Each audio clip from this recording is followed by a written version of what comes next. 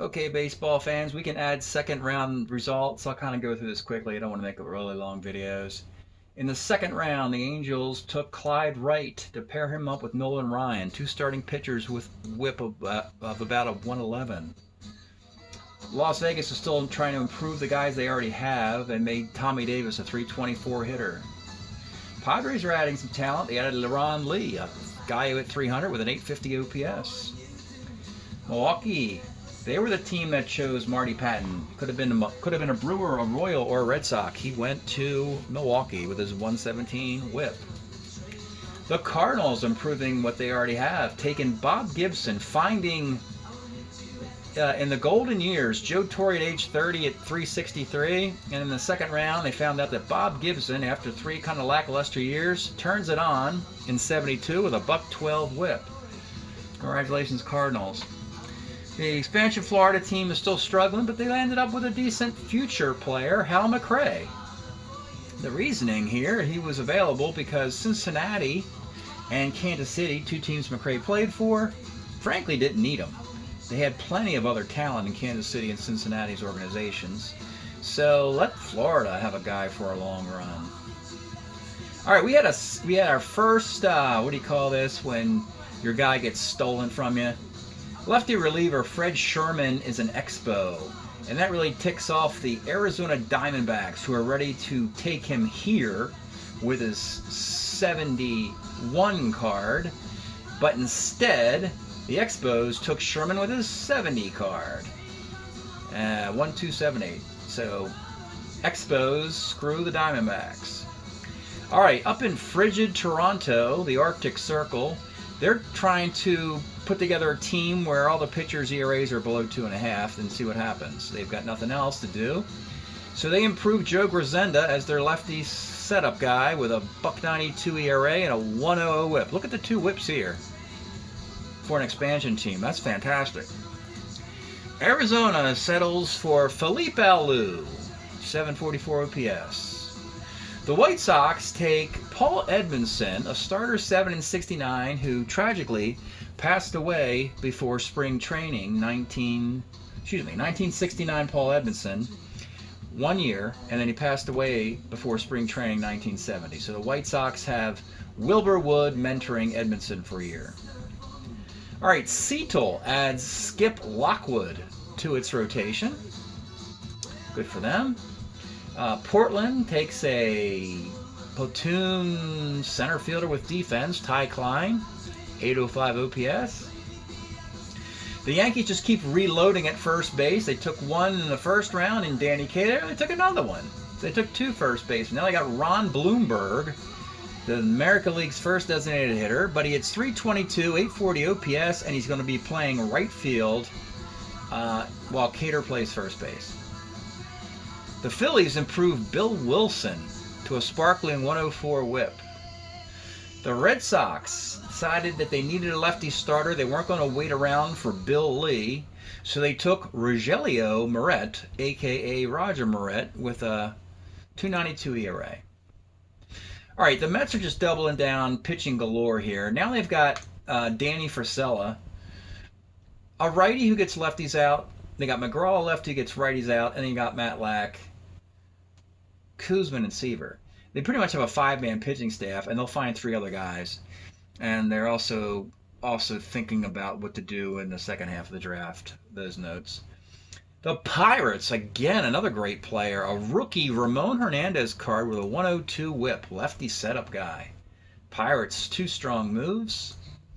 Cleveland got Chris Chambliss to play first base for them with a 749 OPS. The Astros had the rights to Jose Cruz, so they went two times with a 71s. They took Jim Ray, excellent reliever, 212 ERA, .05 whip, and Josie Cruz, nice 801 OPS. 71 card. Ohio players. They had to use a token to find a 71 guy, Johnny Jeter. They had Gene Kleins. They have added a 320 and 334 hitters to a terrible offense. So now their offense won't be terrible anymore. Their OPS didn't get over 800, so they're going to have a lot of singles. Kansas City just keeps plugging right along, building that ship. They've got the precursor to George Brett by the name of Paul Shaw, playing third base, doing an outstanding job, really. The Cubs, pretty creative move here. They got a lefty setup guy who's only in the league for 1 year, Ray Newman. 71 card, they'll have it for 3 years with a 122 whip. Actually, he gets lefties out, which is what you want your lefty guy to do. It has no hits on his card against lefties. All right, Atlanta. This is kind of a nice move again. Dusty, you have Hank Aaron in the first round. Dusty Baker, his best early year with the Braves, 72. He's your center fielder, replacing Dale Murphy from the other era. The lowly Rangers added Mike Paul, another nice little lefty starter with a 2.17 ERA. Not bad for a really terrible team. Dodgers keep doing Dodger stuff. They improved Jim Brewer to get his whip below down to .971. They had to settle for a Don Sutton with a 1.07 whip since the 0.95 whip Don Sutton was unavailable. So they're really just getting this nucleus going here. Twins protect Tony Oliva by giving them a 3-year contract for 71. Still hitting a .337, even though he's not a Gold Glove winner anymore. The Cubs move Ron Reed from the bullpen. He becomes the ace of their staff, going back into time. Also made notes about some of their other players. Nice little 4-year contract for Mickey Lolich. 4 more years in Detroit with a .08 whip. 22-game winner, Mickey Lolich. The A's are getting the dynasty rolling. They selected the 71 Raleigh Fingers with a .959 whip. They're really set for a nice little run here. They got Vita Blue, Catfish Hunter, Raleigh Fingers. Yeah, looking good. Giants decided to improve Ron Hunt to the ridiculous hit by pitch card of 1971. That's not a misprint. That's hit by pitches, folks. He got hit 50 times in 1971. And of course, hit by pitches show up more frequently on Strat cards than his on-base percentage would indicate. So he already has a .402 on base, but when you add in those extra hit by pitches on his card, probably plays to like a .430 on base. It looks pretty silly. So that's exactly what you want in the lineup ahead of McCovey and Mays. All right, their big red machine. We're getting near the end of the second round. 4-year contract for Gary Nolan with a .99 ERA, and he very seldom was this great. .99 with a whip of 1. So you got 4 years out of this card. So he can use this card to pitch in the 69 World Series, the 70 World Series, and the 72 World Series. The Reds went to the World Series in 2 of those years. And then lastly, the Orioles doing Oriole things with Mark Belanger not available as he was taken in the expansion draft by Portland. Bobby Grich emerges as a shortstop. Let me widen this column here a little more. He plays a lot of positions. There we go. So Bobby Grich can play shortstop, second, third, and first, and he will be playing shortstop while Davey Johnson plays second in 1972. And that wraps up the second round of the draft. Stay tuned for round 3. Okay, we're back here with the third round is done. We had 3 trades in this round as well. Beginning at the top with the Angels, they traded Hoyt Wilhelm to the Portland team for a third baseman and outfielder, first base DH utility guy, Pete Ward, and a draft token. And to take that bullpen spot, they selected Eddie Fisher, who's about 15 years younger than Hoyt Wilhelm at age 33. With a sparkling .16 whip. Look at this pitching the Angels are getting. All right, the second pick of the third round, Las Vegas got a catcher, John Bacabella. Congratulations, John. You are going to Vegas. Circus and all. All right, the Padres, with a third pick, Chris Cannizzaro, back-to-back catchers. What's going on? Chris Cannizzaro was an all-star for the Padres in '69. He hit .220. He said, forget that. Let's take a 70 card because he hits .279. Smart Padres. With a fourth pick, Milwaukee takes corner man John Briggs. We saw him in the Winter Baseball Classic. Could have been a Brewer or a Philly. He's a Brewer. This is a cool move by the Cardinals in the fifth pick. after improving Gibson and Torrey, they love the 30-somethings. They pick up Ted Abernathy, who was in between the Cubs and the Royals, who were sandbagging the guy, and the Cardinals said, no, you're not sandbagging the guy. We're going to take his 70 card. Because the Cubs had his 69 card, and Kansas City had his 70 card, and 71 card, and the 70 card was available. St. Louis swoops down and screws over the Cubs and Royals. Next up, Florida. They got a starting pitcher who pitches over 200 innings. His name is Steve Arlen. Congratulations, Florida. The Expos, speaking of pitchers, took Steve Renko. Another Steve starter with 200 innings. Steve Renko, you are an Expo. Okay, Toronto now, the 8th pick. They raid the Oriole farm system again and take Tom Phoebus to join Doyle Alexander, young guns from the Orioles. We also have Jim Britton and Jim Harden are floating around in this draft too at some point. Arizona takes Chris Short because he throws left-handed. Congratulations, Chris, on that arm choice. With the 10th pick, I like this pick. The White Sox took Dave Lemons.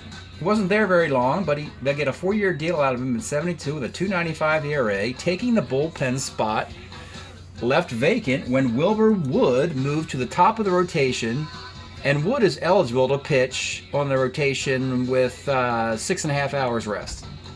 I mean, he could pitch a twilight doubleheader if there was a rain delay in between. All right, with the 11th pick, Seattle improved Diego Segui. I like that. Portland, they took Ty Klein to play some outfield for him. He's not a full-time player, but he can bat left-handed. We'll see how that goes. Or did they take John Strohmeyer? One of these two guys. I'll lose track.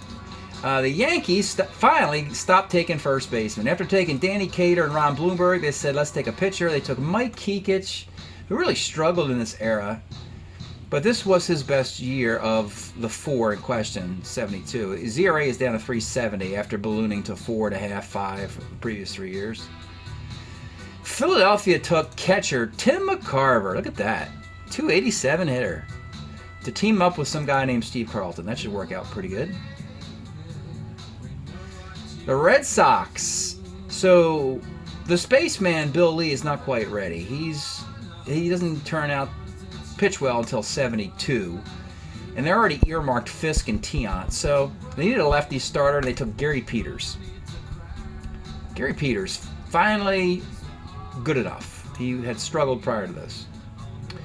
All right, the Mets. They were looking to spend some draft tokens and make some deals. Nobody was answering the phones. Toronto wanted to keep Gary Gentry. The Orioles wanted to keep Ron Taylor. The Yankees wanted to keep Jim McAndrew. So the Mets said, heck with all of you. We'll take Don Cardwell. There he is. Don Cardwell does a decent enough job in the 4 spot. And with Seaver, Kuzman, and Matlack, you got to give something for Tug McGraw and Danny Frisella to do. So they'll come in and Cardwell starts. Ooh, Pittsburgh doubling up again with the talent within. Roberto Clemente and Willie Stargell now. Oh, this is getting scary. So they improved both these cards.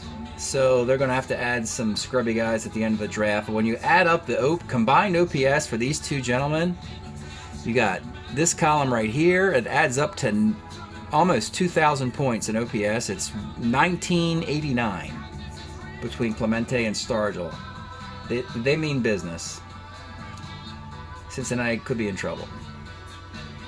Cleveland, another smart move. They took another slugger, young Roy Foster, and his 23 home runs, teaming up with Tony Horton, who had 27 home runs. They got Cleveland's a dark horse in that division.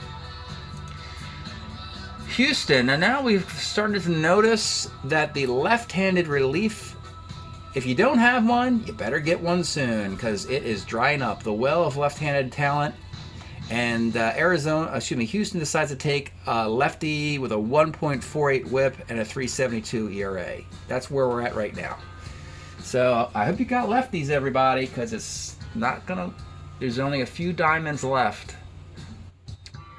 Ohio improves Doc Ellis. That seemed like a no-brainer.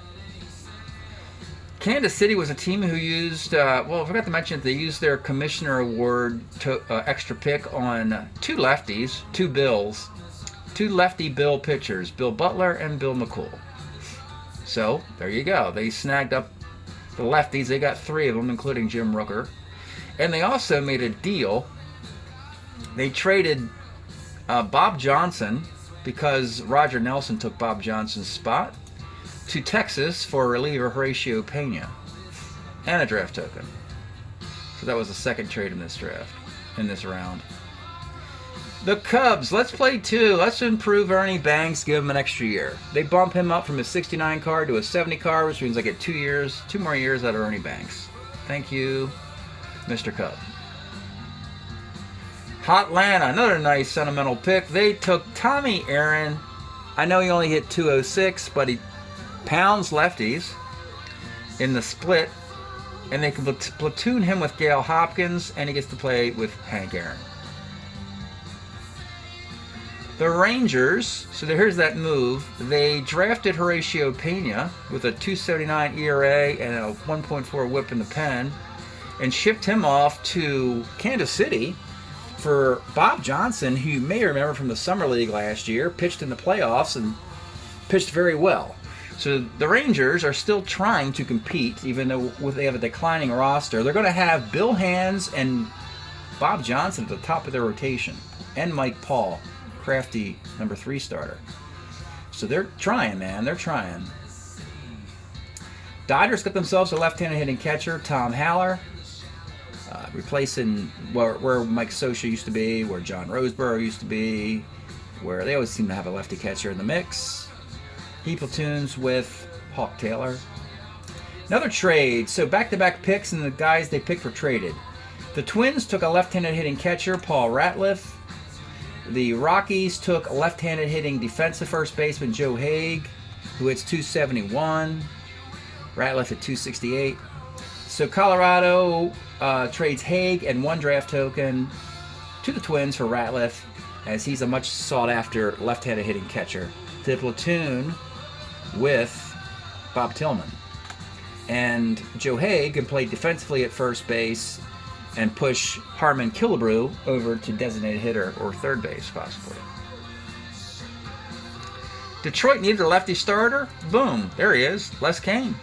He was sitting right there. He was the top player in the 70 stack for the remaining Tigers, so they just plugged him into the 4-hole in the rotation behind Lolich, McLean, and Joe Coleman. Congratulations, Les Kane. All right, Oakland.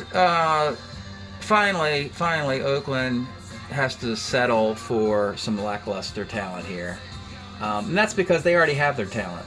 They basically already have the dynasty talent assembled in 69-70. They just need to realize that in 72, 3, and 4. So the only guy left from 69 that was any good was Jose Tartable. He'll go in the outfield somewhere, replacing Dwayne Murphy or Ricky Henderson, or whoever we lost. 3 picks left in the round. The Giants take Tito Fuentes. Interestingly, can only play third and short. Ron Hunt can only play second and third, and they have Chris Spire playing short, and Hal Lanier. So the Giants love that infield, man. They just like to take infielders for whatever reason. They're probably the only team that took 3 infielders in the first 3 rounds of the draft. All right, the Big Red Machine. They want to make sure they got enough pitching, and they took a young Ross Grimsley. They could have had Jim Merritt, but they were scared off of Jim Merritt's 4.30 ERA and the fact he had a ERA of well above 4 when he won 20 games in 70. So they went with Ross Grimsley, and they have lefties Don Gullett, Ross Grimsley, righties Gary Nolan, and Jim Maloney. That's the 4-man rotation for the Reds. Hopefully that will be enough, and they won't need a lot of bullpen help. And finally, the Orioles don't seem to want to take players. They just improve the guys they already have. They improved McNally, and now they just improved Davey Johnson. Just laying the blueprint to keep the team together. They won the World Series last year with some vacant or not heavily used spots on the roster in the bullpen, so forth and so on. So Davey Johnson can play some shortstop and second base. Bobby Grich can play some shortstop and second base. Between the two of these guys, they can cover shortstop, since Mark Belanger was selected by Portland in the expansion draft years ago. So that's 3 rounds in the books. I particularly like the 4th round, which is coming up, because in the 4th round, every team knows which year you're taking. It's not a secret anymore. In the 4th round, you have to take the 4th year you haven't taken yet. So it means the Angels will pick 69, Vegas will pick 69, as does San Diego and Milwaukee and St. Louis, and it goes on and on like this. Why? Because 69 is the weakest talent year, as it's the first year and all the good guys are already gone. There's going to be 24 69 players. There's going to be 6 70 players and a single guy from 71 and 72 taken in the 4th round, coming up soon. Thanks for checking this all out. Welcome back, baseball fans, to the 4th round here. 4th round's in the book. A lot of token moves, some trades. We'll just get right into it. So the Angels had to go out of the organization. They gave a draft token to Philadelphia for Larry Heisel, and Philadelphia said, have at it. We don't think he's going to be any good for 4 more years after this, so they let him go, and there you go. Larry Heisel, congratulations, you're on the Angels. Vegas just wants to improve the crappy guys they got, so they improved Ron Herbel with the 2nd pick.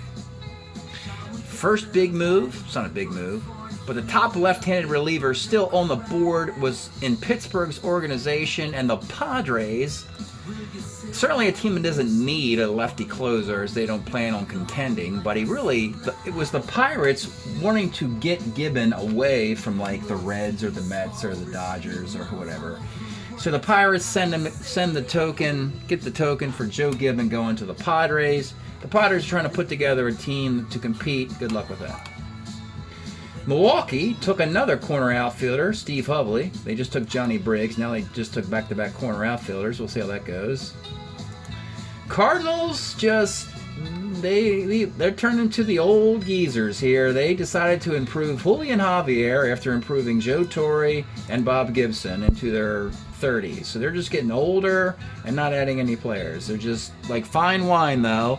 Javier, Torre, and Gibson are all getting better as they get older. So, did the Florida Marlins finally get a good player? Not really. They took Roger Repose, but believe it or not, his 18 home runs was among the tops of unprotected players in the 70 set. The Expos took Gary Waslewski, who actually pitched for them in their 69 expansion season, did okay with a 3.29 ERA. 70 Blue Jays finally took a position player. It was Rick Joseph, who can play some second base or third base. And all of Toronto's position players rotate all over the place. 726 OPS for Joseph is okay. Arizona needed a third baseman, and this one guy can at least field. Jim Davenport brings a nice steady glove to third base on a team that has lousy defense otherwise. The White Sox, interesting move here. Louis Aparicio was in the All-Star game 2 years ago and was really good last year, and they actually improved him. A 280 hitting Louis Aparicio, they turned him into a 313 hitting Louis Aparicio. Congratulations, White Sox. They're making some nice moves in this draft. Seattle. Interesting move here. They took Dick Woodson's 69 card, which was unprotected, because they believe he will have a good card in 1973, which is next year, and they will protect him and put him into the front part of the rotation. Anyway, they're just making future moves. Portland, this is so clever, because in a bizarre way, they had no bullpen, and they traded for Hoyt Wilhelm to be their closer, and they gave up a guy named Pete Ward, who could play third base, outfield, and was left-handed. And then they just drafted Jerry Kenny, who's left-handed and can play third base and the outfield. So they basically got Hoyt Wilhelm for nothing, is the way you have to look at that. That was a nice strategy for Portland. The Yankees needed to get a caddy for Ron Blomberg in right field because Ron Blomberg can't really catch the ball. So Bradford brings a good glove and can hit lefties, and Bradford and Blomberg will platoon. Phillies, this is not a sexy pick at all. They got Jerry Johnson to be the number 3 or 4 starter, hopefully 4. They can find somebody better than that to be the 3, behind Steve Carlton and Grant Jackson. Boston has been eyeing Mike Nagy even in last year's draft and finally found room for him. 12-2 was Nagy with a 3.11 ERA, joining Sonny Siebert, Louis Tiant, Roger Moret. The Red Sox are going to be tough. The Mets trying to find the pieces needed to get into that World Series of '69, and they found a very interesting Ken Singleton card waiting in the wings. It's a Met 1970 Ken Singleton card, 263, 361 on base. Switch hitter, does okay both ways, and basically is an upgrade on Dave Marshall and a lot of the other corner outfielders. He's not, a stud player that you'd hope the Mets were going to find, but, again, they're going to have such great pitching that hopefully Singleton will be okay as a corner outfield. Don't forget, they got Cleon Jones and Tommy A.G., so 2/3 of their outfield is stud. Singleton's the third guy. He could be your DH too. Switch hitter. Pirates just seem to be laughing. They're putting the clinic on in this draft. They got Clemente Stargell improved to 2,000 OPS points combined. They already had a stud lefty reliever in Ramon Hernandez. They traded another stud lefty reliever to get a token. And then they realized they have Bob Moose, who has good years in 72 and 69, so they're just going to wait until the second half of the draft and take Bob Moose in either year, whichever is more appropriate. They have Rennie Stena hitting 330 and 71. They'll take him there. And for their pick of this round, they took Bob Veal, and now they have the full complement of lefties. They have Bob Meal in the rotation, Ramon Hernandez in the bullpen. All right, and another token move. Mike McCormick, another Giant starting pitcher, and this required 2 tokens. So to kind of complete the Gaylord Perry for Sam McDowell trade, the Giants send Gaylord Perry and Mike McCormick to the Indians. The Indians send Sam McDowell and 2 draft tokens. This is the first time I used 2 draft tokens. Let's take a look at the draft token chart. And there they are there. 2 for Cleveland going to San Francisco. So the Giants have Ron Bryant waiting in the wings as a lefty. All right, another smart move for the Reds, who really did some really cool stuff at the end of this 4th round. I was a little nervous about the Reds, but not anymore. They did some smart stuff. Houston used a draft token to take Jim Merritt away from the Reds, and the Reds said, good riddance. Jim Merritt had a 4.37 ERA and a 1.31 whip, and the Astros said, we just need lefties. We're desperate. And the Reds said, you can have them. And so the Reds got a draft token, and you'll see what they did with that later on in the draft. Ohio players took the best available slugging percentage left amongst unprotected players, which was Willie Smith at 441 to play DH or first base. Kansas City, not particularly exciting pick this time. They had made a bunch of great picks earlier. This one's kind of eh. They took Rich Severson, a 250 hitting middleman, just to give backup to Freddie Patek and eventually Cookie Rojas. The Cubs, I'm not crazy about this pick either. They used a draft token. They needed a right-handed reliever, and Cecil Upshaw had a 2.91 ERA and 27 saves. But Atlanta didn't seem to value him very much, so the Cubs gave a draft token to the Braves to get that. The Braves did not have to cash in that draft token, as Jim Britton was unprotected, originally in the Braves through the Orioles. We saw this guy in the World Baseball Classic. He walks a lot of guys, but doesn't give a lot of hits.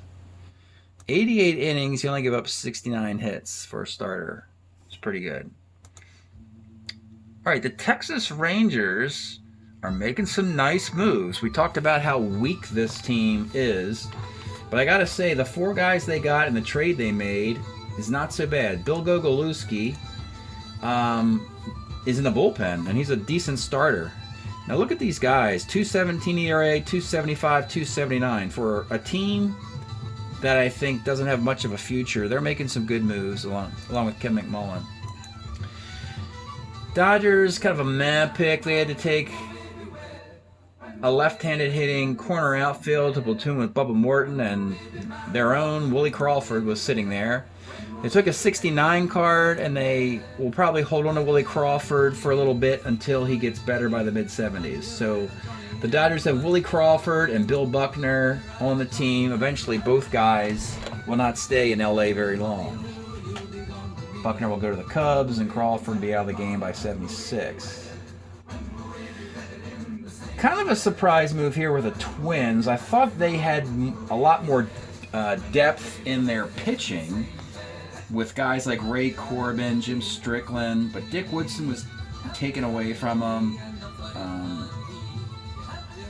So they gave a draft token to Detroit for 34-year-old Earl Wilson to be their number 3 or 4 starter behind Blyleven and Cott. So we'll see how that works out. Colorado, well, once again, they do Colorado things. All they care about is not hitting into double plays, getting on base, and hitting home runs. So who else but Joe Liss was taken by the Rockies, hit 243 with a 380 on base and a 414 slugging. And if you look at these guys, it's all OPS here for the Rockies. They also were able to improve Jim Schellenbach, who was awful last year. And so yeah, the Colorado Rockies are just steady, doing the draft their own way, their own strategy. Tigers just keep having their own guys fall in their laps again. Interestingly, everybody's left-handed in some way or shape here. Mickey Lolich and Les Kane are left-handed pitchers, and Gates Brown and Dick McAuliffe are left-handed hitters. McAuliffe takes over the vacant spot left by Lou Whitaker at second base. And McAuliffe will have a good 69 card, a good 70 card, and I think another good card in 73. So McAuliffe will be the Tigers shortstop for the next 6 years in this. Oakland. All right, they finally made a little bit of a push for somebody after Jose Tartabull was kind of disappointing as a 267, 606 OPS guy. Jesus Alou, a 306 hitter. Actually, he will be playing left field as Joe Rudy's current card, he's terrible defensively. Eventually, Joe Rudy will be a Gold Glove outfielder, but not quite yet. So Jesus Alou is a 3 in left field. Joe Rudy is a 4. So Rudy is going to be playing first base this year. All right, we're down to the last 3 teams. The Giants took 40-year-old closer Don McMahon. The 2.96 ERA and 19 saves. He will team up with Steve Hamilton in the bullpen. So they got the front and the back taken care of in San Francisco because they got Juan Marichal and Sam McDowell, Steve Hamilton, and Don McMahon. So the Giants are making, just plugging in the pieces. Next up, the Reds, and I said that I was worried about them before, but another sharp move by the Reds. I'll show you in a second. That draft token they just got from the Houston Astros for Jim Merritt, they gave it to the Kansas City Royals, one of the deepest farm systems in baseball, and got this guy, Mike Fiore. As far as available hitters, let's check this really quick. So top hitters in 69 are right here, sorted by OPS. And with the second to the last pick of the 4th round, the Reds took the best hitter on the board, Mike Fiore, who was a first baseman, and everybody seemed to have first baseman. And the Reds have Tony Perez and Lee May, but they're going to put Mike Fiore at designated hitter and leave Tony Perez at third base. So that's a typical Big Red Machine thing to do. The rich just get richer. Mike Fiore in that 848 OPS. Look at that. McAuliffe, Fiore, guys taken at the end of this draft. And there's Larry Heisel, who was the first pick in this round. And finally, the Orioles are just doing Oriole things that aren't particularly interesting. They began with the first of many one-year contracts to Elrod Hendricks to play first base for the 1 year. And then next year, when they can't find anybody else to play catcher, they'll sign Elrod Hendricks to play catcher for 1 year. And then the year after that, they'll sign Elrod Hendricks again to play catcher for 1 year. Because they never find anybody else better to play catcher for the Orioles for the next decade or so. They go through Hendricks, Etchebarren, Clay Dalrymple, Johnny Oates. Yeah. So the Orioles, I know they won the World Series last year, but they seem to be falling asleep in this draft a little bit. They're definitely vulnerable to not repeating. So, and that's what teams like the Cincinnati Reds, the Pittsburgh Pirates, the Oakland A's, Kansas City Royals, those are the teams making the moves. As you can see, through 4 rounds, everybody has a player from 69, 70, 71, 72. So in the remaining rounds of the draft, the 5th round, everybody takes a guy from 72. The 6th round, everybody takes a guy from 71. 7th round, 1970. And the 8th round, 1969. These are notes of guys teams should probably take. Sometimes you'll see a guy taken when he was protected and nobody else could take him away from him. You don't see a lot of that. Buddy Bell's an example of that. Jose Cruz right here is an example. Bert Hooton right here. Bill McCool right there. Bill Russell, Don Sutton right there. So the 5th round, we'll start with California. They need to take a left-handed reliever. Steve Barber's available in 72. Dave LaRoche is available in 71. So they've got couple good shots. But that's it for the 4 rounds. I guess we'll do a 5th, 6th, 7th, and 8th. I might combine it into one. I'm not sure. Hope you're enjoying the draft. We'll see you next time. Okay, we're back with the 5th round picks, all from the 1972 box. This is going to be fun. The first and 32nd picks of this draft are going to be interesting. Let's start right there.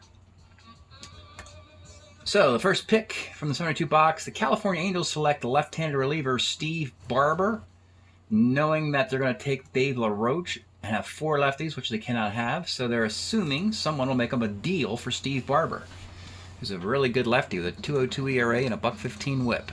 We'll see how it materializes as this round continues. Vegas just has guys they want to get better at this point. We've been through 5 rounds of the draft. They've added a catcher. Ken Berry improves to a 289 hitter. Congratulations, Ken. Speaking of improvement, the Padres said, you know what, Nate Colbert, getting him up to 38 home runs and an 845 OPS is worth improving, so that's what they did. Milwaukee needed a lefty, as teams are going to start needing lefties, gulp, as this draft gets into the second half. They take Earl Stevenson, a young 24-year-old. Doesn't do much, but he was okay this year. Another team, Cardinals, just like Vegas, but you would think the Cardinals are just trying to improve. They're just in a real tough situation in the timeline, knowing that the Cincinnati Reds and the Pirates are in the division and are clearly the number 1 and 2 in either order. And it really nags the Cardinals, so they're just going out with the old regime here. They're improving. They improved Bob Gibson, Joe Torre, Julian Javier. Now they're improving Jose Cardinal. Getting to hit 291 with a -3 arm in center field. So, and he was a former Cub, so that hurts the Cubs. That's what the Cardinals did. Florida improved a guy, Vic Davalillo. Made him a .318 hitter. Made him a better fielder and with a little bit of power at age 35.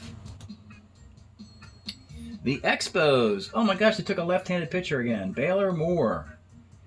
He pitches in 1972. I don't know what happens to him, but he doesn't reappear in baseball to the late 70s. But it's a 4-year deal anyway for this Baylor Moore card with a 3.47 ERA and a .22 WHIP. Not bad. Not bad for the Expos. All right, Toronto. Yeah, well, they got scrappy here. They took this utility guy, Dan Monzon. He could play everywhere in the infield. Note the on-base percentage. So he hit .273 with a .365 on base. No extra base hits. But it was that .365 on base and the ability to play the infield positions that attracted the Blue Jays, who are looking for anything that can help. Arizona. Finally, a flamethrower. Jerry Bell, a .66 ERA, goes with that bullpen and a .17 WHIP. This might be the best, or the second best pick they've made. Willoughby in the first round, and then Alou, short Davenport. Leave a lot to be desired. Jerry Bell, though, has Arizona thinking positive thoughts. All right, Stan Bonson. Finally, it was the Yankees and the White Sox playing Hold'em. Texas Hold'em here going, which one of you guys is going to take? Somebody's got to take Bonson. I don't want him. You want him? I don't want him. You want him? Well, the White Sox eventually just took Stan Bonson, 21-game winner, to team up with 22-game winner Wilbur Wood, Stan Bonson in Chicago. Somewhat curious note here. Seattle improved a .221 hitting shortstop. Dale Maxwell. Not a glamorous pick. It just goes to show they did not have a lot of talent in that 72 box for a team that didn't even exist in 1972. So they decided to at least have a great slick fielding shortstop to help out that pitching staff for the next 4 years. So they're going to have a good defense and some decent pitching. Portland needed a catcher. They took Bob Montgomery. He has some pretty... he almost alternates great card, bad card, great card, bad card throughout the 70s. This is a .286 card. He'll hit 300 a couple more times. He'll be platooning with Bob Barton. Oh, this hurts the Mets. The one that got away. I mean, the Mets had so much pitching. But one that got away is Jim McAndrew to the rival Yankees. Not only did they take him in '69, they improved him to a '72 card with a 106 WHIP and a 280 ERA. But it's not like Andrew was going to pitch in the top end of that Mets rotation anytime soon, so they could afford to lose him. It just stings that he ends up being a Yankee. All right, the Phillies. Hey, look at that. They bring up some young guy named Greg Luzinski to play left field. Has a .785 OPS. He hits 18 homers in a full season. And this will bide some time until they bump him up to his 75, 76, 77 era, Luzinski. Good enough for a Philly team that's ascending, but not quite there yet. The Red Sox. This is the second part of a transaction with the Indians. They traded for Louis Tiant, sending Vicente Romo to the Indians. But the point was to improve Tiant from his Cleveland card to the Boston card, where he has a 191 ERA. So now you got Tiant and Sonny Siebert, Roger Moret, and Gary Peters. Now you got a pretty formidable rotation to send up there against the Orioles and Yankees in the East. Okay, the Mets, boy. So they had to cash in a token because they had nothing at all in their 72 box. I mean, nothing. It all stunk terribly. So they said, well, if we're going to go all in with this ridiculous pitching staff, why not go get Cy Acosta? He was in the Seattle farm system. Seattle didn't need the bullpen. They had enough relievers. Cy Acosta from Seattle. The Mets had to give the Mariners a draft token for that. So finally, they've got Frizella, 199, Acosta, 156, and Tug McGraw, 170, working out of the bullpen behind Matt Lack, Seaver, and Kuzman. Now I think all the Mets have to do is hit 245 to win the division. Before I said they needed to hit 250. Oh, watch out. Pittsburgh again. Boy, the Pittsburgh-Cincinnati needle is really leaning hard to the Pirates in that division. They improved Dave Justy. The rich get richer. He's got a $1.93 ERA, teaming up with Ramon Hernandez, $1.67 before that. And of course, you saw Clemente and Stargell get improved to 2,000 OPS points. So the Pirates are looking like that 71 World Series champion. And the Reds are looking like the 72 and 70 World Series runner-up, is what this is kind of looking like. And oh, by the way, the Pirates are going to get Rennie Stennett and Bob Moose later in this draft. Cleveland used their pick for Buddy Bell earlier in the draft. The Astros added Johnny Edwards, a lefty catcher. He played 4 straight years for the Astros. This is his best year of the 4. Gets his batting average up to 268. Not a glamorous pick, but it's like he was an Astro for 4 straight years. He might as well play for him. Ohio players. Well, they actually used a token to get Daryl Thomas off the Padres. Daryl Thomas had to play for somebody. He had 550 plate appearances, hitting 230. Not good at all. Versatility, but not that great. He's a switch hitter, and you figure if San Diego was an expansion team in '69, what does that make Ohio a super expansion team? Meaning they never existed anyway. So Daryl Thomas, congratulations, you found a home. Kansas City Royals, after kind of meh picks in the last couple rounds, go back to making stud moves. Big John Mayberry, he couldn't hit a lick with the Astros before that. He was hitting 194. Then all of a sudden he gets traded to Kansas City, and lo and behold, he's at a 900 OPS, 25 homers, and a 298 batting average, and he can field, and he can hit lefties. The complete dude. This is the guy that now that he's on the roster, you can look at the Royals and say, division favorite in the Midwest. Cubs landed Bert Hooton earlier in the 5th round when they took Milt Pappas. Okay, Atlanta. Another problem in the National League East. Florida's not so good. Philadelphia isn't quite there yet. The Mets are the team to beat, but this Atlanta team, this is going to be the war, folks. It's going to be Atlanta and the Mets. Atlanta is just crushing, just terrorizing. Ralph Garr, 325 card. They couldn't get his 343 card. They had to settle for his 325 card, but that's okay. In 2 years, he'll hit 354. And they're going to improve Rico Cardi, who hits 342, to his 366 card. And then Earl Williams will hit 33 homers in 71. The Braves and Mets were never in the same division, and they did play each other in the 1969 National League Championship Series. A series where the Braves scored at least 5 runs in every game and still got swept. So they actually were able to get their hits off of Seaver and Koosman in that League Championship Series. But the Mets were on fire and swept them. All right. Texas, yeah, now we're getting into the, Dick Billings is a -1 arm. And that's his best year, so good for him. Dick Billings, you're a Texas Ranger. He got a great mustache, too, if you check him out on Baseball Reference. The Dodgers. Bill Russell, Bill Buckner, Don Sutton. They're getting all the guys they normally get. Nothing special there. Twins, of course, they made that trade to get Burt Blyleven, signed him to the 4-year contract. We knew about that in round 1. The Rockies had Jim Schellenbach. Knew about that as well. He got improved. Tigers, just doing smart stuff again. The Les Kane pick was great. The McAuliffe pick was great. The Timmerman. The oddest pick of all was their first pick, Gates Brown, because he's only a one-way player hitting 338. But at 338 is really good. And then improving Lolich, Kane, McAuliffe, Timmerman just fell into their laps. Perfect slot. Best player available, filled position of need. They've completed their pitching staff with 3 players left to get. One will be Mickey Stanley. So Detroit is at the gravy part of the draft. They took care of all their business. They might even improve Norm Cash or Willie Horton to make them even better. Or even, I think Cash is good in 70. All right, Oakland. They weren't happy with Tartable or Alou in the last 2 rounds. They make a good pick again here in the 5th round, improving Mike Torres, who bounced around Major League Baseball in the 70s. He wins 20 games for the Orioles. He wins a World Series Game 6 for the Yankees versus the Dodgers, and then he's on the hill in the 78 tiebreaker for the Red Sox against the Yankees, the Bucky Dent game. So he has quite a career of traveling.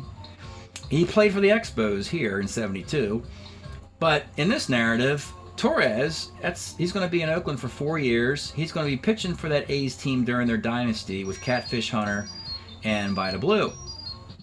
So, the Giants, they brought up Ron Bryant. Now, there was some concern that maybe you should wait because he's going to win 24 games in a couple of years. That's the case in Proven when his card appears. They need a lefty. If you recall, they traded McCormick and Gaylord Perry to Cleveland, so they have extra draft tokens. They have their full complement of lefties now. They've got Bryant, they've got Sam McDowell, and they got Steve Hamilton. So they don't need any more lefties. They're done. So they're in a good spot. Big Red Machine. You know, this is supposed to be a really great pick, but when you look at it closer, you're like, I don't know. You know, it's like Clay Carroll received Cy Young votes. He received MVP votes in 1972. They credited him with 37 saves and a .225 ERA. It is his best year in his long, illustrious career in Cincinnati. He's got a 1.26 whip, which is pretty ordinary. But hopefully it'll be good enough to close out Reds games. After what Pittsburgh's doing and what Cincinnati's doing, there is some concern. Did like the Fiore pick in the last round, though. And Gary Nolan's great and Tony Perez is great, so I think the Reds will be fine. And lastly, and a cool trade, I might add, the Orioles selected 72 Don Baylor, who would play for the Orioles for 4 years. Then he goes to Oakland, and then he continues to California, where he would play a huge chunk of his career, and he will be in the playoffs twice for the California Angels. Here, the Orioles send him to California to pretty much start his entire career. He'll be a lifetime Angel. They're going to send Don Baylor and left-handed reliever Don Eddy to the Angels for left-handed reliever Steve Barber, who was taken at the beginning of this round. That's Steve Barber, 34-year-old Steve Barber, who has a renaissance. Traded for Don Baylor. The Orioles send lefty reliever Don Eddy to the Angels, and the Angels send catcher Andy Etchebarren, who they swiped out of the Oriole farm system in a draft a couple years ago. Etchebarren gets sent back to the Orioles. So the Orioles got what they wanted. They got a capable lefty setup guy to help them defend their world championship. They have a platoon behind the plate of Elrod Hendricks and Andy Etchebarren, and all they had to do was give up Don Baylor to the California Angels to do it. And that's it for the 5th round. Thanks for checking it out. We'll be back for round 6. All right, welcome back to the 6th round, the 1971 season portion. And it started off with Mickey Rivers being selected for the California Angels.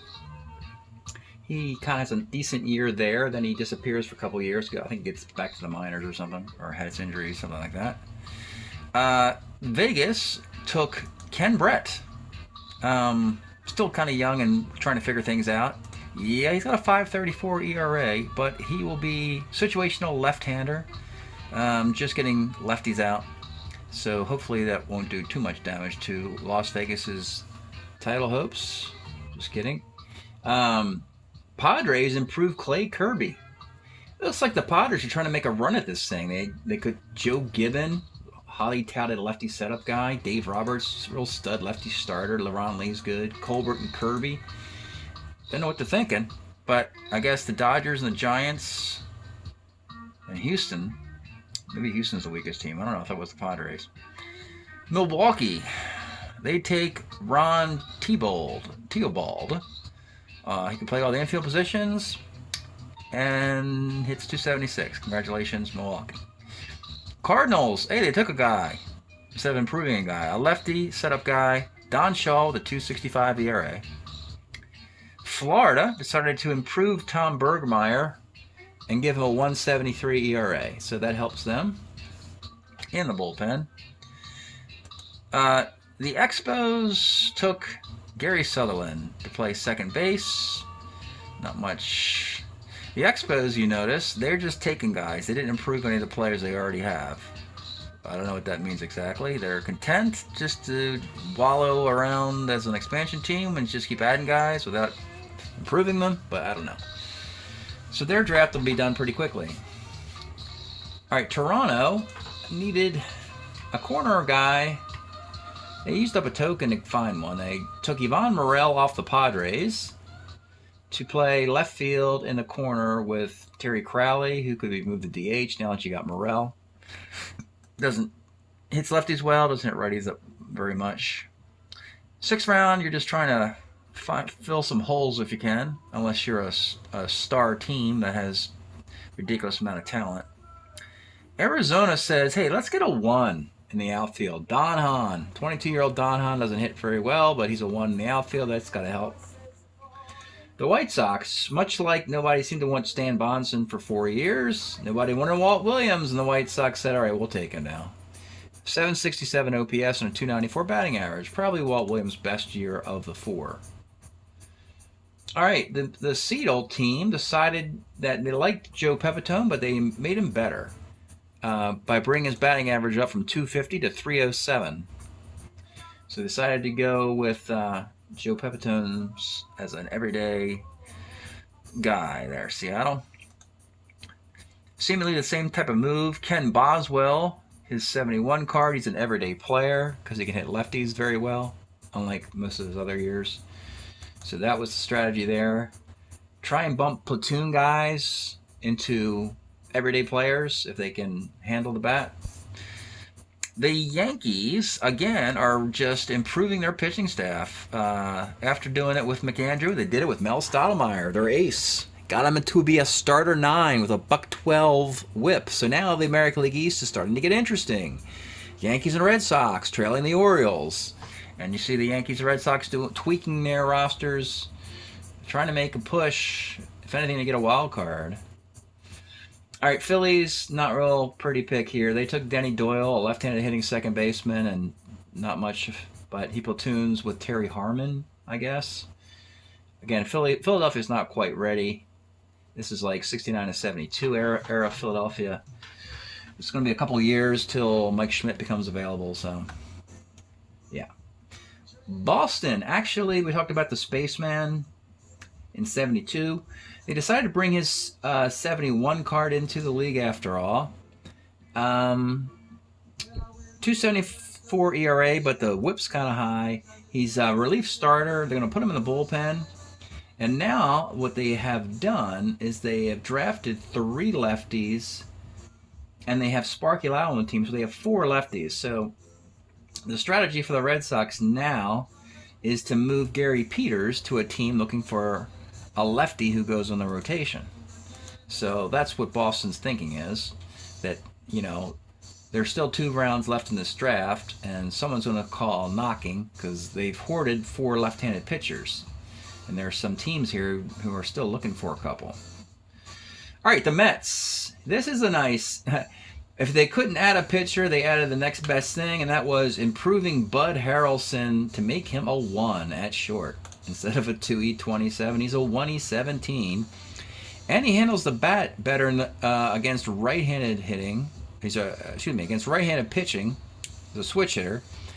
And he lags far behind against left-handed pitching, but that's no big deal because you face mostly righties. So, yeah, a 1E17, a bunch of guys with ERAs of 156, 199. The Mets just want to win all the 3-2 games they're in this year is the strategy for the Mets. Pittsburgh. In the 6th round, Pittsburgh selects 353 hitting Rennie Stennett in the 6th round of the draft. Buried in their system because you had Stargell. The rule is you have to take the better player first, and they took Willie Stargell, who is better than Rennie Stennett, based on his 1,026 OPS.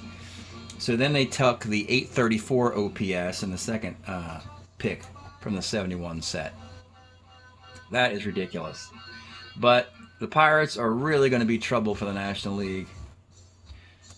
Next up, Cleveland needed a lefty in the bullpen, and they cashed in. They're really spending tokens like crazy, but they got Denny Riddleberger from the obliging Rangers. The Rangers are just glad that someone's calling them for something.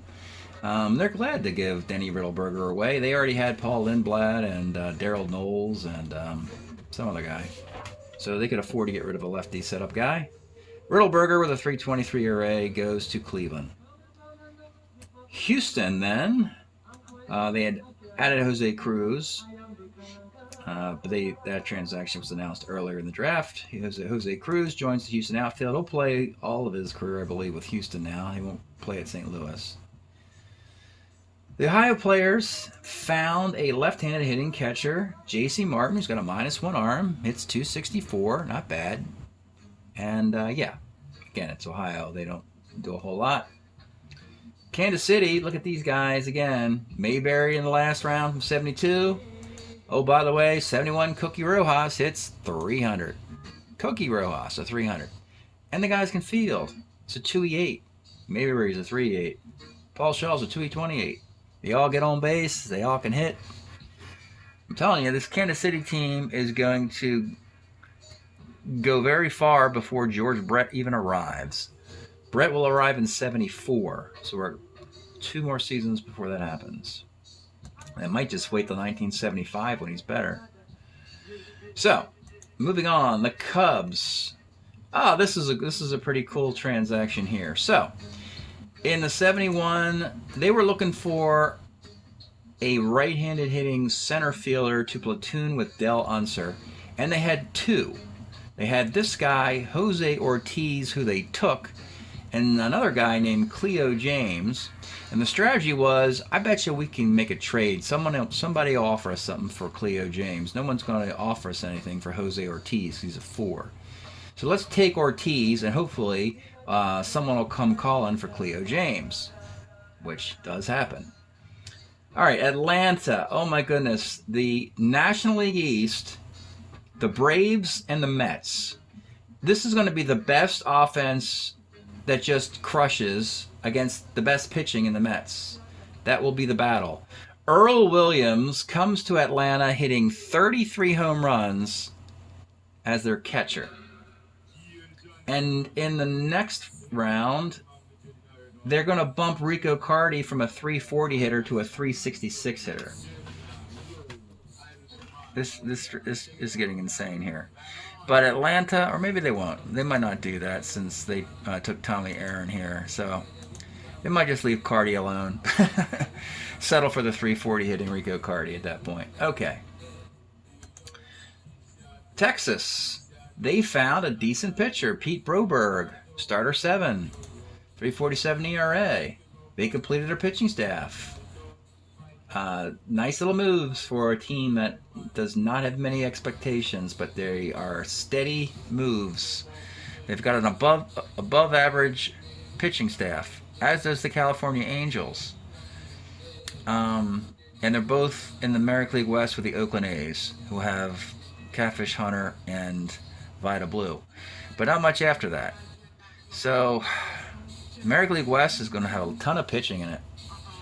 All right, the Dodgers. Oh, yeah, Don Sutton, finally. Jim Brewer and Don Sutton from the 1971 set. My goodness. .188 and 2.54 ERAs. And here it is. The Twins, they needed an everyday corner guy, and they took a token and sent it to the Cubs for the Cleo James, the guy we just spoke about. He's a 3 in the corner outfield. He's a 287 hitter with a little bit of speed. Good enough to play platoon for the Twins. Yeah, nice move for the Twins and the Cubs there. Colorado, what are they doing? They are improving their pitching staff for the 2nd round in a row. I didn't think they cared about pitching. But somebody told them that it'd be a good idea to get a better pitching staff since they had the worst in all of the league last year, yet still won the division. So they improved Schellenbach and Cumberland to ERAs 3.47 and 2.92. All right, the Tigers just keep having their own guys fall right into their lap in the right time, the right year. And Mickey Stanley, this is his best year of the 4 in question. 71. The other 3 years, he doesn't hit above 250. He's a 1 in center field. That means Northrop can go back to left field. K-line's in right. Detroit looks set. They are making all the right moves. They're the favorite to win their division. All right, the Angels. They took Angel Mangual to platoon with Jose Tartable in center field, while Jesus Alou plays left field, and Reggie's in right. I don't know about this Oakland team. They got far last year because they had some 80 guys that were very useful. They had Ricky Henderson, they had Dwayne Murphy, and those guys are gone now, and the replacements are not nearly as good. So Oakland, you know, maybe they don't get that dynasty going. Who knows? All right, 3 more picks. The Giants improved Bobby Bonds, because who doesn't like a 1 minus 4E2 in center field, right?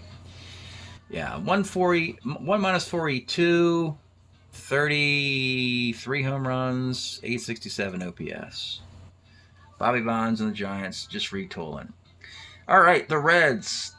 They had yet to use a draft token, and they were not just going to sit around and just take what was given to them. They were going to have to get on the phone and get themselves a lefty setup guy, because they had nothing. They had a bunch of Pedro Bourbones and Tony Clonagers and Pat Darcy's and all these right-handers, but they didn't have a single lefty.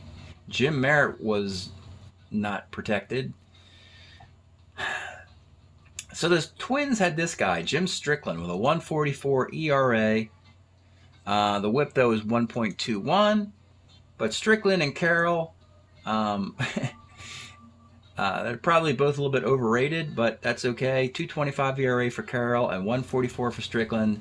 They will help a much better Cincinnati Reds team close out games. Again, they were in the World Series last year. They have a great offense. It's just they had to improve their pitching, and hopefully these moves do exactly that. And last but not least, the Orioles decided, you know what? Since all the other Pat Dobsons are available and nobody took them, and we protected our Pat Dobson from the 71 World Series team, we'll take him. 20-game winner Pat Dobson joins 21-game winner Dave McNally, 20-game winner Jim Palmer, and 24-game winner Mike Cuellar. And the Orioles are going to make it tough to get past them in the American League. We really could have a Baltimore-Pittsburgh World Series. On paper, that might be what it's currently looking like, but who knows? Baltimore, Pittsburgh, Cincinnati, the Dodgers, Giants, Tigers. Yeah. Well, we're just 6 rounds in. 2 more to go, and we'll get them going soon. Thanks for checking it all out. Well, welcome back, folks. We decided to combine the 7th and 8th rounds into one video. To do the last 2 picks of the draft before token round begins, because we're getting to the bottom of the barrel here. So if there's any real surprises, that'll be the best part of this section here. The Angels needed a catcher to replace Echebarren. They got a -2 arm Paul Casanova. They needed a third baseman to platoon with Pete Ward. They took Mike Shannon. Vegas needed a number 4 starter. They got Tony Cloninger. At corner outfielder, they got Steve Whitaker. These aren't long-term solutions for those guys. Padres needed a shortstop. They took Steve Hunt, a switch-hitting shortstop. They could have had Enzo Hernandez, but decided to go with a guy who isn't Enzo Hernandez. And they took Jimmy Stewart, a guy who can play switch hitter all over the place, because teams like the Padres need guys that can just move all over the place. All right, Milwaukee needed a lefty, and they got Jerry Royce. Not the accomplished Jerry Royce from the mid to late 70s. He struggled early in the 70s, and that's what they got. They needed a third baseman against lefties with defense, and Bobby Cox popped up as a 3 at third base. Nothing glorious there. Moving on to the Cardinals. Cardinals needed a lefty in the bullpen to go along with the previous lefty, Don Shaw. They took Rick Alston. And not fearing age, they needed a shortstop, and they took 30-year-old Tom Tresh, a nice switch hitter. He's going to move into that infield. We liked his card from the World Baseball Classic, a switch hitter with power both ways. Not much, nice on base without a batting average. So, Florida needed infield depth, Gil Gerardo and Jose Pagan. The Expos finally got their catchers back-to-back. John Bateman can throw, Ron Brand can hit. So that, you know, when you have two catchers and they both bat right-handed, instead of it being a platoon, one guy's probably a -2 arm, one guy's probably a +2 arm, and you divide up the duties that way. All right, Toronto took Darryl Cheney, a switch-hitting infielder, can play all over the place, and a corner outfielder, Mike Lum. Nothing exciting there. Arizona took a very versatile Dalton Jones who can play, he's left-handed, but he can play second base and first base and third base. And they like, these expansion teams like guys who move across many positions. And we've seen a lot of, obviously early in the draft, you see mostly expansion teams. Don Locke is a defensive center fielder. The White Sox needed to improve defense. They got Bobby Knoop as a 2 at second base. Don Young is the only outfielder who is not a 4. He's a 3 in center field, while Carlos May and Walt Williams are 4s on the corners. Seattle, man, they keep improving, guys. They improved Luke Walker to make him 15-6 with a 3.04 ERA. I don't know what Seattle's trying to win, but when they get to the token part of the draft, they got to find 4 guys off the street to add to their expansion team. Good luck with that. Jerry Adair becomes their starting second baseman. He hit .250 in 461 plate appearances. He's a 3.13. That's not bad. Not for the 8th round. Finding a starter, an everyday player who's not that great, but anyway. Portland, Byron Brown brings a 764 OPS into the corner. Jerry Arrigo, a guy who throws with his left arm, which is very valuable versus throwing with his right arm or, you know, some other contraption. So yeah, they got a left-handed. I think they got enough lefties now. They might need to get one more. All right, the Yankees have, for the 3rd round in a row, decided to pump up the guys they have and improve them. So they did it with McAndrew, Stottlemyre, and they did it with Jack Aker with a 2.06 ERA. They are making a push to get up there into the Oriole Red Sox stratosphere with pitching. Unfortunately, they realized, we don't have any lefties in the bullpen, so they had to settle for Barry Moore and his 4.30 ERA from the left side. You're going to want to trade for Sparky Lowell pretty soon, Yanks. All right, the Phillies, these are kind of nice picks. Barry Lersch is a starter with a 3.26 ERA, and Fred Gladding is a futures pick. In the bullpen, they just needed an arm, a jag, just a guy in the bullpen, and Gladding will be really good in 72, so they can protect him and have him next year in a more setup role. All right, the Red Sox, they're at the point now where they're just adding guys for the fun of it. They don't really need 20 guys. They have 9 hitters on offense, and that's it. They can play. They don't need a platoon. They're ridiculous. So Cal Kuntz is in their bullpen with a 3.54 ERA, and they brought in Bill Voss. He's a 2 -2 in right field to caddy for Tony Conigliaro, who doesn't have much range anymore. The Mets, yeah, you're never going to see a 300 hitter pop up on the Mets here. Bobby Heiss, though, is a 2 at second base, hit .234. Joe Foy, they improved him. 609 plate appearances for the expansion Royals.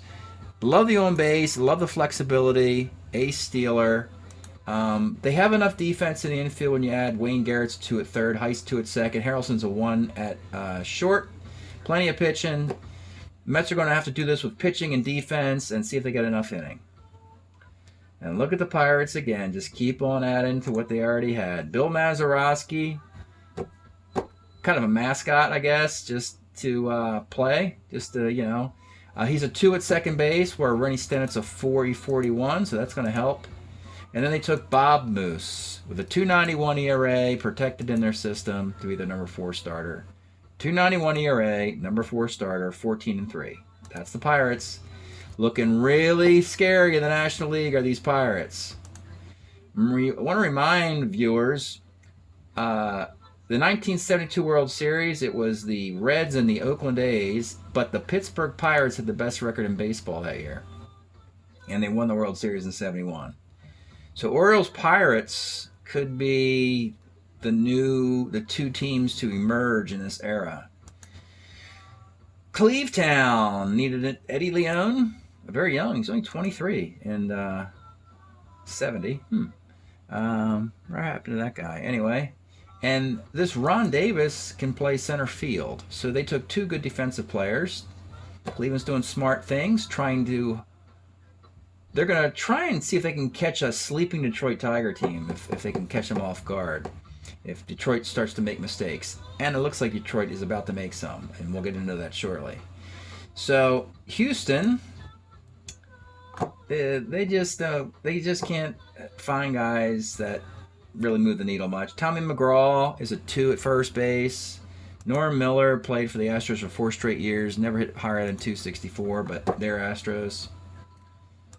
Ohio takes Sal Campisi and Bill Robinson to play against left-handed pitching in the outfield, even though he hit 171. His split is much better than that against lefties.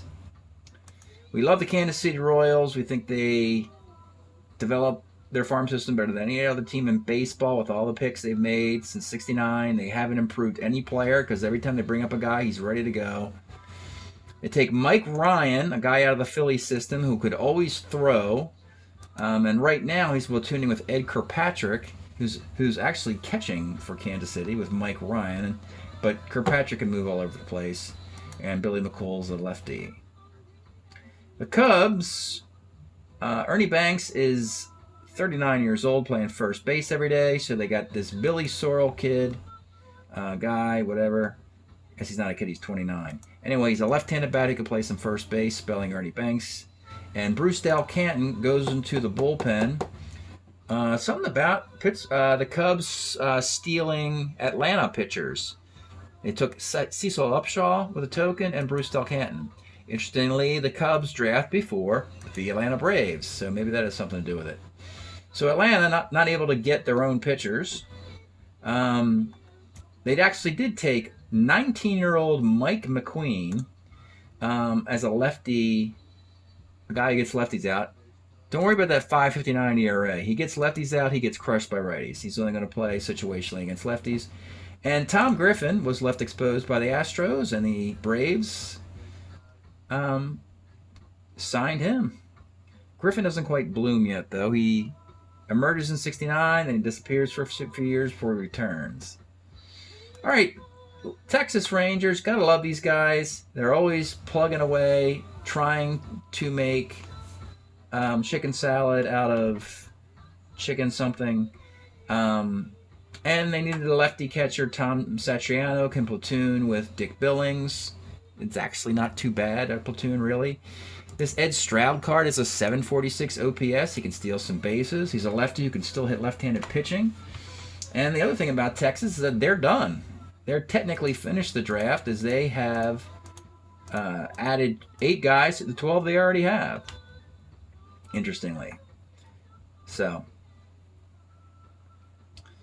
the Dodgers, what do they do? Oh, yeah. So, interesting move for the Dodgers.